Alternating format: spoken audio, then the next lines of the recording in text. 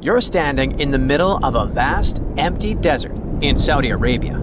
But in the middle of that emptiness, two enormous mirrored skyscrapers rise side by side, in perfect parallel to each other. This isn't just some sci-fi concept, it's the Line, the centerpiece of Saudi Arabia's boldest urban project yet.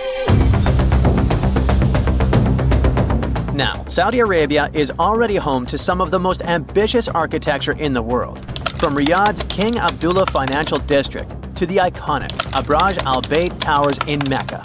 They've been working hard for years. But the Line is in a league of its own. This project was announced in 2021, and it is part of a larger vision for the country's future called NEOM, a $500 billion mega project designed to redefine how people live, work, and interact with the environment. I mean, what could go wrong, right? Well, I don't know. But Nadmi Al Nasser, the longtime chief executive of the ambitious project, has recently departed. Suspicious. Even more so because NEOM's statement issued soon after did not give any plausible reason for his departure. Then, the Line project itself was originally expected to cost around $200 billion. But by 2024, that number had skyrocketed to a mind-blowing $2 trillion. That's about twice Saudi Arabia's entire GDP. And if you ask independent experts, they think it could end up costing even more. At first, the plan was to build about 10 miles of the project and have 1.5 million people living there by 2030. By now, the expectations are way more modest. Only just under 1.5 miles are likely to be done by 2030, with fewer than 300,000 residents. The project has come across a lot of problems along the way. Engineering issues and management problems have caused major delays, and progress hasn't been as fast as hoped. And now, let's figure out what exactly is the Line. It's a literal city made up of two parallel skyscrapers, each towering 1,640 feet high. That's higher than almost all the tallest skyscrapers in the world. These skyscrapers are 656 feet wide and stretch for a mind-boggling 106 miles across the northwest of Saudi Arabia, right near the Red Sea. The most astounding thing? The entire city is actually within this one structure. There are no cars, no roads, no emissions. But we'll go into detail a bit later. The complex is supposed to house 9 million people, and all of this running entirely on clean energy. Such a project aligns perfectly with Saudi Arabia's ambitious Vision 2030 plan. The outside of the skyscrapers will be covered in mirrors that will reflect the surrounding desert landscape, creating an almost seamless blend between the city and its surroundings. Inside, there will be lush parks, cascading waterfalls, flying taxis, and even robot helpers to take care of everyday tasks. They're also planning to make an artificial moon as part of the city's design. One more thing that makes the Line so unique is its design. Unlike traditional cities that spread out horizontally, the Line is vertical. Everything, homes, offices, parks, schools, shopping centers, are stacked on top of each other in layers. This means that residents won't need to travel long distances to get what they need. In fact, the designers promise that all amenities will be within a 5-minute walk from anywhere in the city.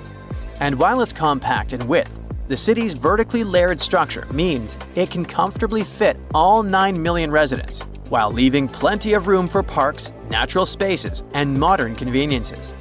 There's even a plan for year-round climate control, keeping both indoor and outdoor spaces at comfortable temperatures, no matter how harsh the desert weather gets. Of course, even with everything close by, people will still need to get around the city. Worry not, the Line has it covered in the most futuristic way possible. It features a high-speed train system that will travel from one end of the city to the other in just 20 minutes. That's 106 miles in 20 minutes with only 4 stops along the way. Imagine being able to get anywhere in the city faster than you could drive across town in most places today. Besides the train, the Line will also have autonomous vehicles. Those will be cars and shuttles driving themselves with the help of advanced technology. They will handle everything from parking to going around obstacles. Even cooler, in the line, every car, train, and any other piece of infrastructure will be connected in a huge network called the Internet of Things. Sensors and real-time data will allow traffic to flow smoothly, preventing delays and reducing congestion. They first spoke about the NEOM project in 2017. Besides the line, NEOM is supposed to include an octagon-shaped floating industrial city and a posh mountain ski resort. There, Saudi Arabia will host the Asian Winter Games in 2029. Plus, there will be the world's largest green energy plant, which will make the region self-sufficient and sustainable. The goal of NEOM is to attract people from around the world, not just to visit, but to live there. Residents will even be given their own identity, Neomians. Not everyone thinks this construction is a good idea. Some urban planners and architects have pointed out pretty big flaws in the city's straight-line layout. You see, in a regular city like Johannesburg, which covers way more ground than the line, two random people are usually only about 20 miles apart. But in the line, the average distance between two random people would be 35 miles. That's almost double, even though the line's overall area is way smaller. This setup could make it harder for people to connect socially and might be a pain to navigate, even with a high-speed train zipping through it. Now, they promise that every resident will have everything they need within a 5-minute walk, but there are doubts too. People wonder if living in a super compact, stacked-up design might end up feeling claustrophobic or even too much to handle. As for the whole mirrored exterior idea, it looks pretty cool in renderings. But there's an opinion it could actually mess with the environment. Reflecting all that sunlight in a desert might disturb local wildlife or create unexpected heat issues. The line's high-tech features sound amazing, but they come with their own set of headaches. The city is supposed to run on the Internet of Things tech and autonomous vehicles. Sounds awesome, right? But how are they going to pull that off for a 106-mile-long city? For things to run smoothly, every piece of tech, cars, trains, infrastructure, needs to be perfectly in sync, sharing tons of real-time data.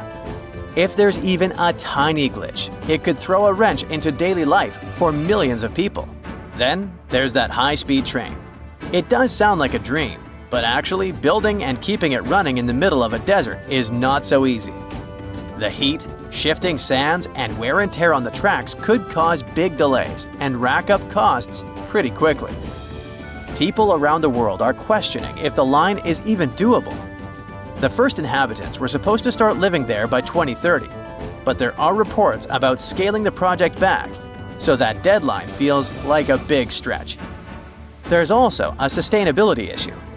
The line is supposed to have zero emissions and 100% clean energy. But building something so massive is bound to take tons of resources. With all these challenges, Saudi Arabia is looking into new ways to fund the line and figure out which parts of their Vision 2030 projects to prioritize.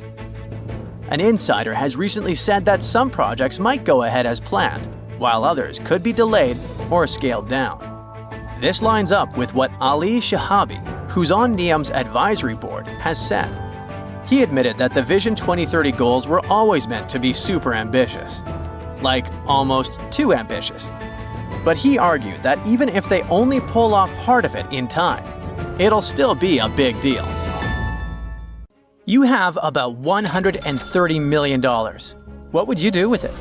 Fly into space or buy an island? There are many ways you can spend this much money, but one anonymous investor used it to build an extravagant underwater city. The project is not finished yet, and a lot of people are currently working really hard to make this crazy idea come to life. If all goes well, in the near future, living under the sea may become a reality.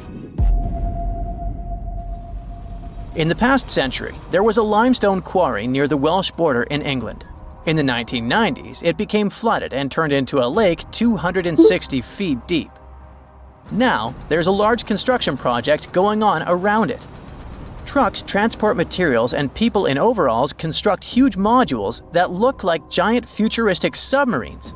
These modules are called sentinels, and they will become the buildings of a small underwater city. Builders and engineers create durable stainless steel materials that allow these houses to withstand a depth of up to 650 feet.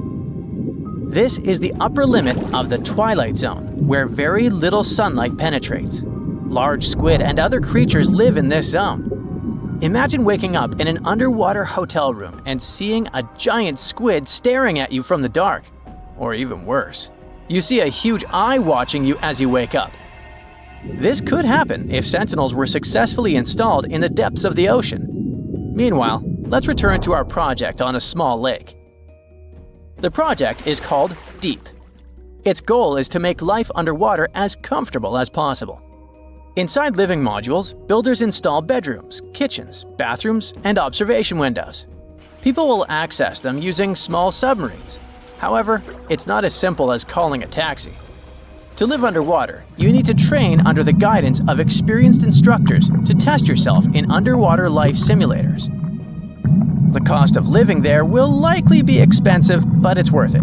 At least you will be well fed. A chef will develop a special menu, and all food will be stored in vacuum-sealed bags to preserve its flavor and nutrients. It all sounds great, but there's a question. Who is financing this project? No one knows the answer.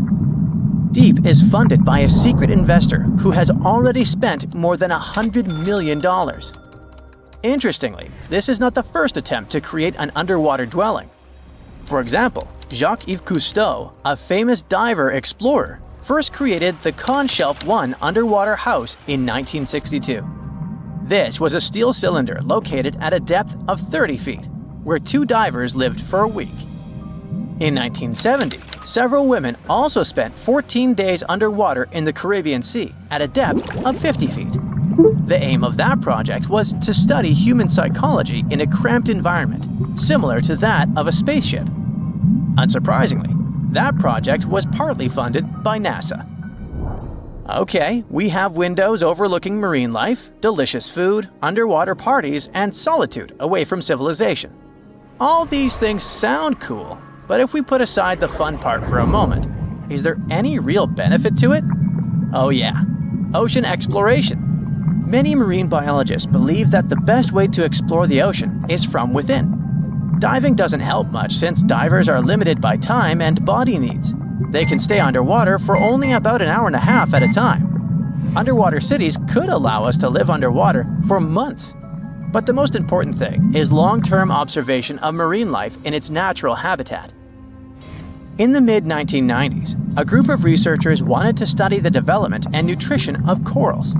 They brought them to the lab for testing and found out that corals reacted differently to tests in artificial environments than in the ocean. Their behavior in a laboratory setting was different from their behavior in the wild. Underwater cities could also provide work for archaeologists who study the remains of ships that have sunk throughout history. Plus, such cities could help protect us from future disasters. In the event of a catastrophe like an earthquake, tsunami, or volcanic eruption, scientists and engineers could build water-based shelters like the Sub-Biosphere 2 project to provide refuge for people. These circular structures could sink into the ocean and give shelter for up to 50 or 100 people, allowing them to wait out the disaster from a safe distance. Underwater cities could be an excellent solution to overpopulation, but there are some downsides. We already pollute the world's oceans, and what if we literally lived inside them?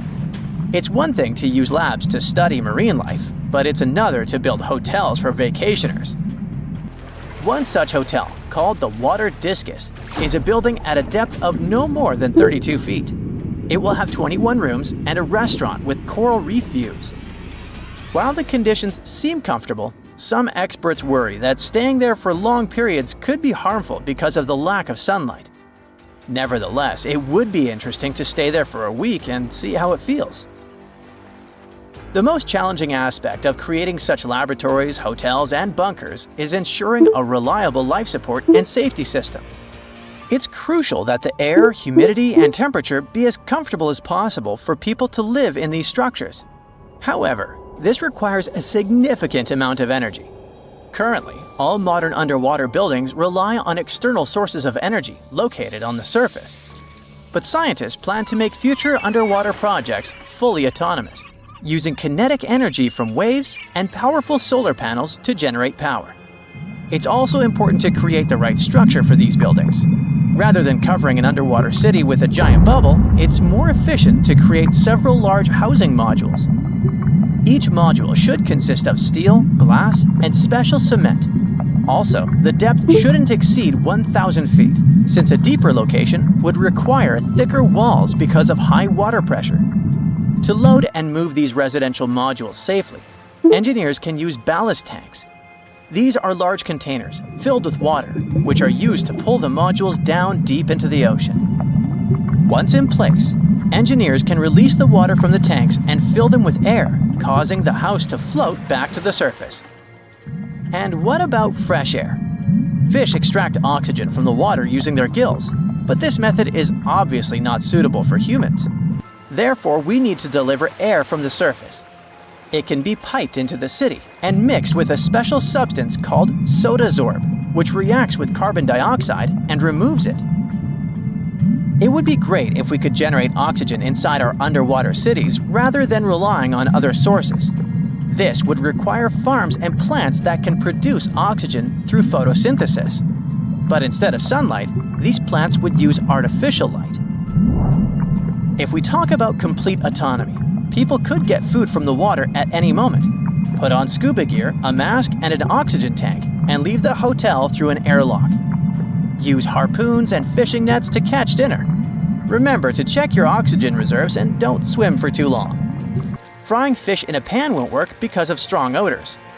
In an underwater dwelling, air is static like in an airplane cabin, so odors become stronger. Maybe in the future, engineers will create a dedicated cooking area, but for now, you'll have to rely on canned and dehydrated food. If you get bored, go for an underwater walk. Instead of carrying oxygen tanks, use hollow tubes connecting your mask to an air source inside your home. But don't forget that you can't go too far because the length of the tube is limited. Air, food, safe construction. What else? Drinking water. In the future, scientists may create filters in these hotels that desalinate salt water. This water can be extracted from the condensation inside the hotel, as well as from human secretions. Don't be surprised. Astronauts, for example, have been using special technology to filter their liquids and turn them into drinking water for a long time. That's it for today. So hey, if you pacified your curiosity, then give the video a like and share it with your friends. Or if you want more, just click on these videos and stay on the bright side.